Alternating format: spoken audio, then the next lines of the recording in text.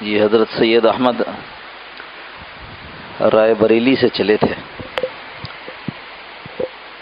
اور حضرت شاہ ولی اللہ رحمۃ اللہ علیہ کے صاحبزادے حضرت شاہ عبدالعزیز صاحب رحمۃ اللہ علیہ کے پاس آئے. کچھ چیزیں پڑھ کر آئے تھے، کچھ تربیت یہاں ہوئی. حضرت شاہ عبدالعزیز صاحب رحمۃ اللہ علیہ نے اپنے بھائی شاہ عبد القادر کے پاس بھیج دیا تھا ان کو. یہ نواب تھے ٹونک کے، ان کے پاس بھی رہے ان کی فوج میں. نواب صاحب انگریزوں کی مزاحمت کرتے رہے. جب انگریزوں سے انہوں نے صلح کر لی تو سید احمد ان کو چھوڑ کر یہاں آ گئے دہلی. بہت کام کیا. بعض علماء نے اس زمانے میں یہ فتویٰ دیا کہ چونکہ راستے سارے بحری راستے یہ انگریزوں کے پاس ہیں تو لہذا حج کا فرض ساقط ہو گیا، یعنی اب حج فرض نہیں رہا، راستے پرامن نہیں ہیں. سید صاحب رحمۃ اللہ علیہ نے خوب تحریک چلائی اس پر اور ہندوستان سب طرف سے لوگوں کو جمع کر کے کلکتہ پہنچے اور 10 اور بعضوں نے 11 لکھا ہے پانی کی جہاز جو اس زمانے میں تھے 573 آدمیوں کو لے کر حج کرنے گئے، صرف یہ بتانے کے لیے حج کا فریضہ بھی پورا ہو جائے گا اور یہ بھی کہ راستے معمون ہیں، حج کی فرضیت ساقط نہیں ہوئی ہے، حج ویسے ہی فرض ہے. 11 مہینے میں پہنچے جو زمانے کا دستور تھا. پورا سفر تقریباً 2 سال پھر یہاں واپس پہنچے، لیکن حج کے سفر کے بعد کئی ملکوں میں گئے.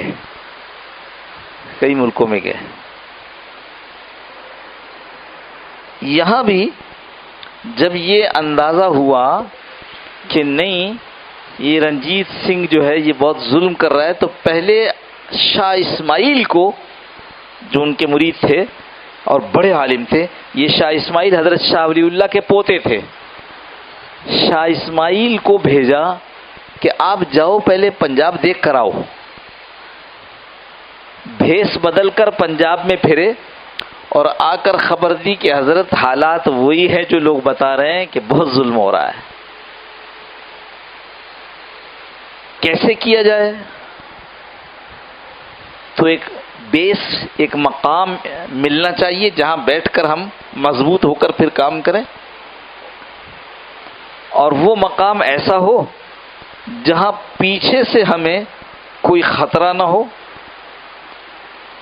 تو پیچھے افغانستان اور ادھر قبائل. تو اب دہلی سے چلے ہیں، دہلی سے، اور دہلی سے پشاور کی طرف نہیں، قبائل کی طرف نہیں، دہلی سے چلے ہیں گوالیار،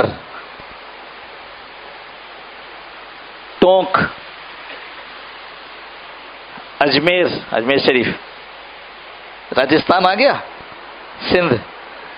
یہاں سے اس والے ہمارے والے سندھ میں داخل ہوئے عمر کوٹ کے قریب سے، میرپور، ٹنڈولا یار، ٹنڈو جام، حیدرآباد. ایسا سفر ہے، لکھتے ہیں یہ صرف سفر ہی اتنا بڑا جہاد تھا کہ آدمی تصور نہیں کر سکتا. کہیں پہاڑ ہیں، کہیں ریگستان ہے. حیدرآباد سے آگے چلے شکارپور کی طرف، شکارپور کے پاس کراس کر کے ریڑی سے دریائے سندھ کراس کیا ہے. دیکھو آج بہت آسان لگ رہا ہے، یہ اس زمانے کی بات کر رہے ہیں جب رنجیت سنگھ اور انگریز ملے ہوئے تھے،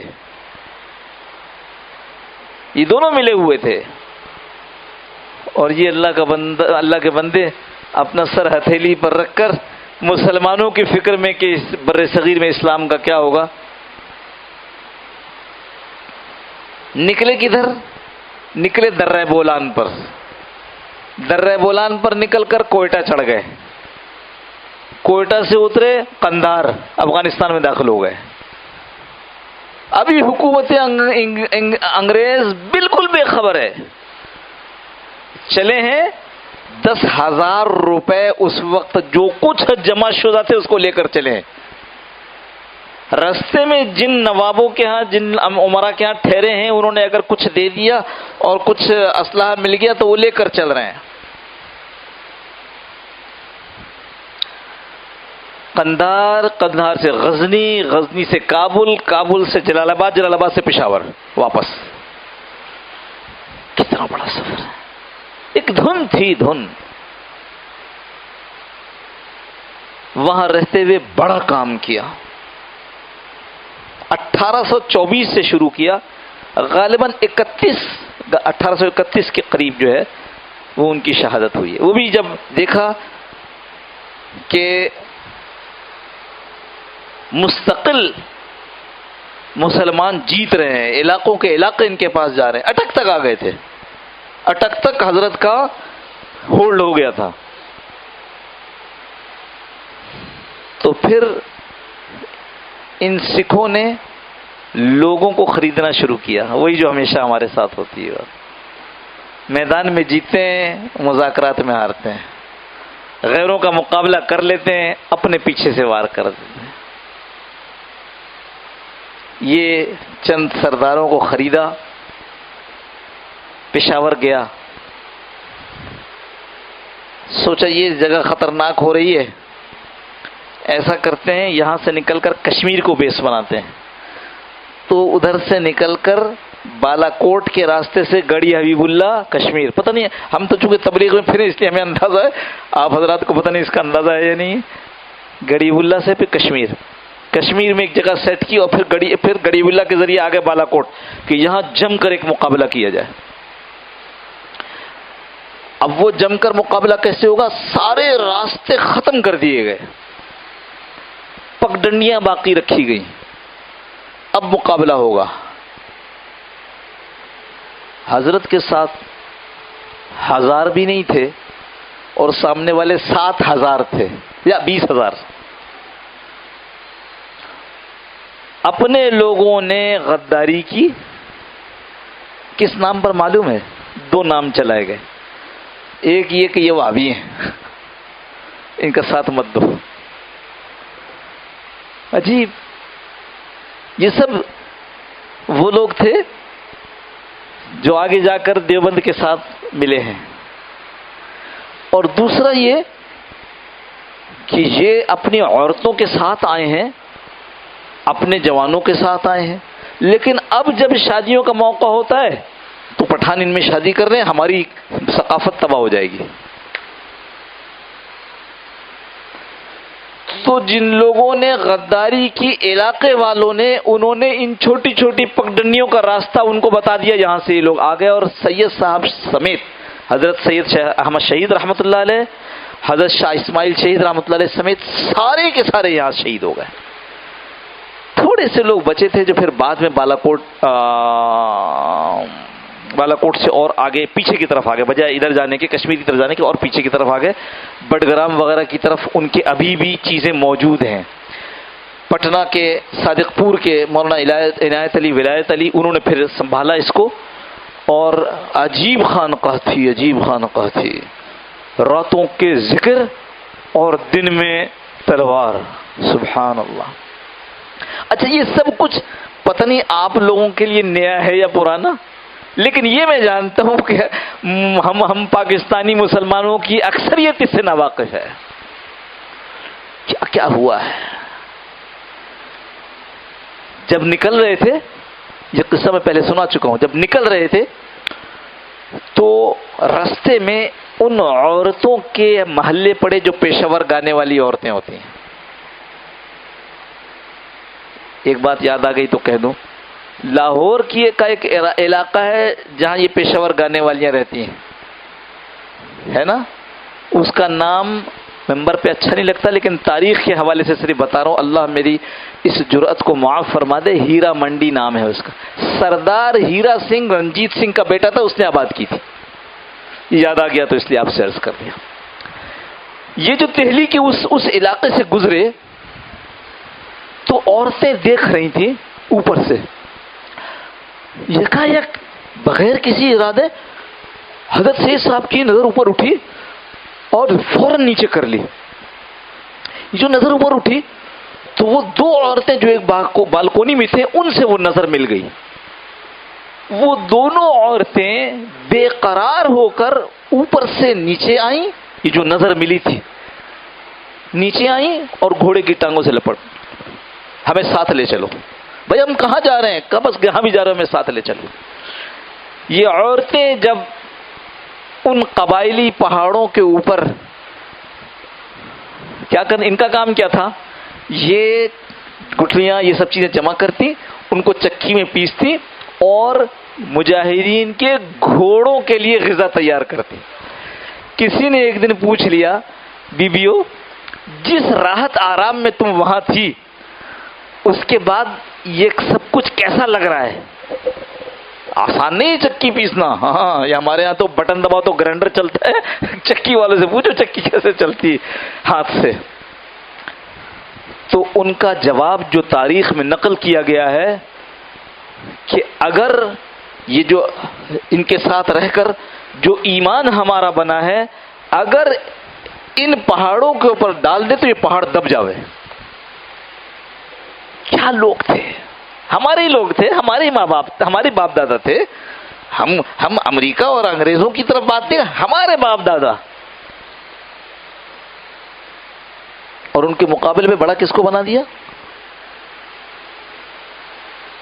یعنی پتہ نہیں آپ حضرات کے ساتھ ہمارے باپ دادا جو وہاں سے آئے ہیں جس طرح لٹ پٹ کر اور جس طرح کی داستانیں وہ سناتے ہیں. تاریخ میں ہے 60,000 مسلمان لڑکیاں ان سکھوں نے اپنے علاقوں میں روکی ہیں. مرنے والوں کی نہیں بتا رہا ہوں، مرنے والوں کی تو وہ تاریخ ہے جو جب وہ ٹرین چلتے ہوئے لاہور کے اسٹیشن پر پہنچی تو اس میں صرف لاشیں تھیں. گزری کہاں سے تھی؟ ان سکھوں کے علاقوں سے گزری تھی. 60,000 لڑکیاں. اور میں نے یہی آپ کو سنایا یہ واقعہ جو جنگ اخبار میں مولانا عبد القادر آزاد بادشاہی مسجد کے امام نے سنایا انٹرویو میں اپنے، اور کہا ہم جب ہمارے تعلقات بحال ہو گئے ہم انڈیا گئے تو امرتسر والے راستے پر امرتسر کی ایک مسجد میں نماز پڑھ کر کے باہر نکل رہا تھا کہ گلی میں ایک دم سے ایک عورت آ کر میرے سامنے ہو گئی. جیسے ہوتا ہے نا راستے میں ایک دم سے سامنا ہو جاوے، سامنا ہو گیا تو اس نے میری طرف دیکھا اور دیکھ کر کہنے لگی تم پھر آ گئے، تم پھر آ گئے. یہ گھبرا گئے. میں گھبرا گیا کہ کیا کہہ رہی ہے، تم پھر آ گئے. تم جب پاکستان بننے کے وقت ہم کو یہاں چھوڑ کر گئے تھے، میں اب تک اندر سے مسلمان ہوں لیکن اب تک اپنے سکھ بچے جنم دے رہی ہوں. آپ کہتے ہیں کہ بھائی ہم منع نہیں کرتے، تم کو تاریخ محفوظ کرنی ہے تم اس کی تاریخ محفوظ کر دو جیسے آپ نے پہلے کیے. شاہی قلعہ میں جو میوزیم بنا ہوا ہے اس میں آج بھی رنجیت سنگھ کی گھوڑی موجود ہے. ایک گھوڑی تھی ایک سردار کے پاس، پشاور کے ایک سردار کے پاس، لیلا اس کا نام تھا. بڑی شہرت تھی اس کی. رنجیت سنگھ نے کہا مجھے دو، اس نے کہا نہیں دیتا.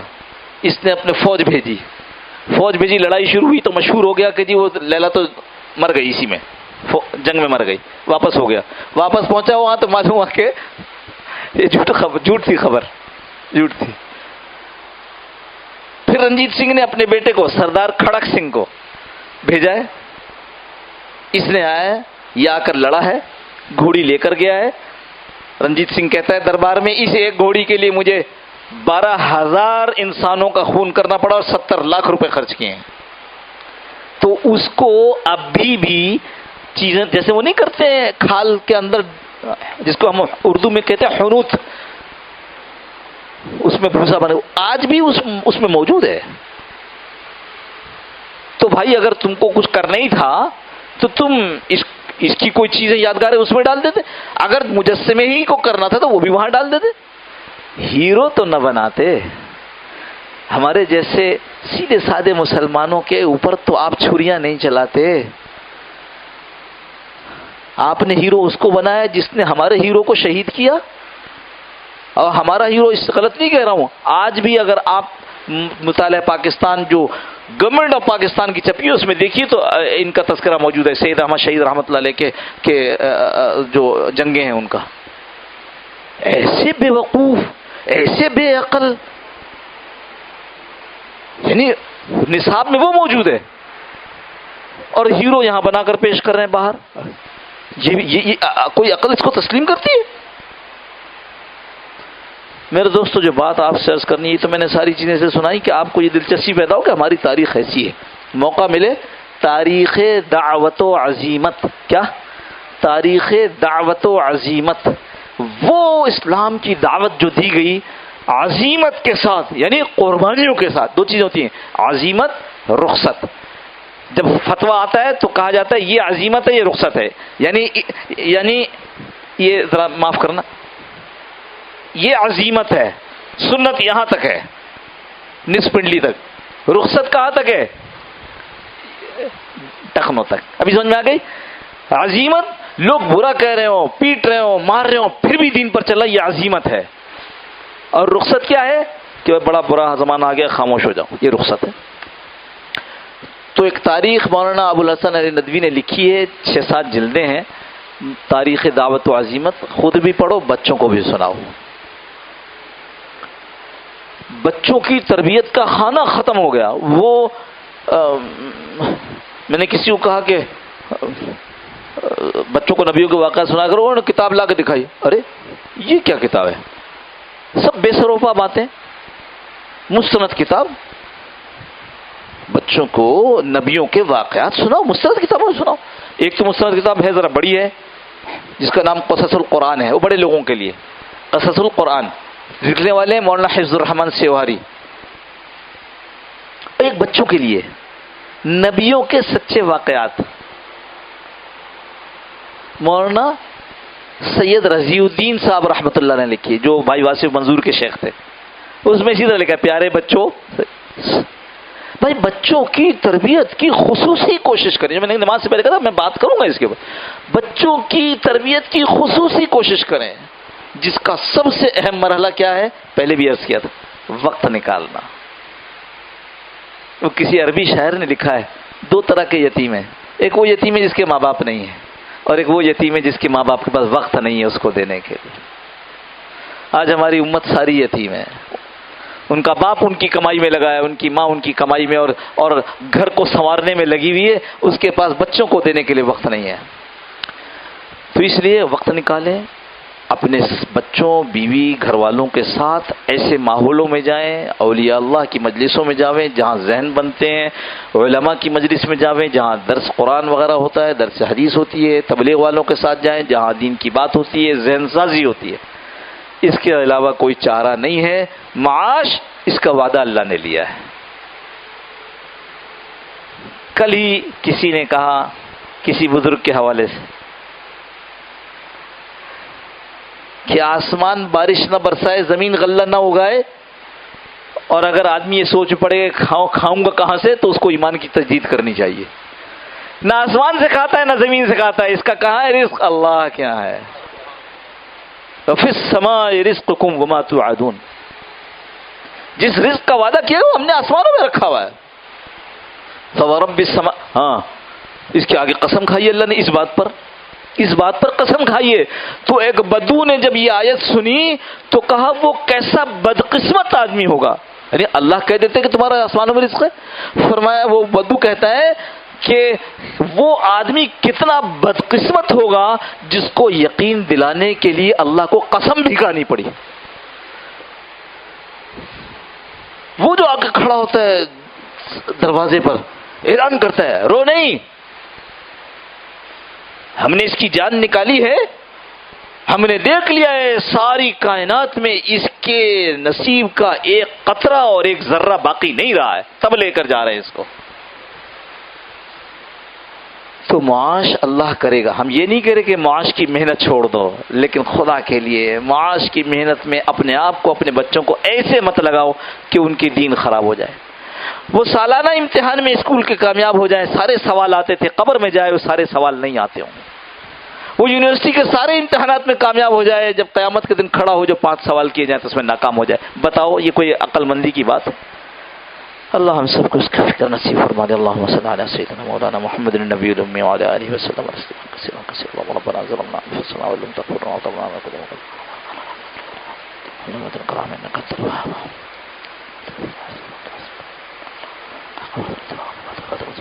اللهم انا نسألك العفو والعافية والمعافاة الدائمة في الدين والدنيا والآخرة. اللهم انا على ذكرك وشكرك وحسن عبادتك. اللهم انا نسألك حبك وحب عملين يقربنا الى حبك. سبحاننا وعلى البارد. اللهم ربنا تقبل منا انك انت السميع العليم وتب علينا يا مولانا انك انت التواب الرحيم. وصلى الله تعالى على خير خلقه محمد وآله وصحبه اجمعين برحمتك يا ارحم الراحمين. جزاكم الله خير. السلام عليكم ورحمة الله وبركاته.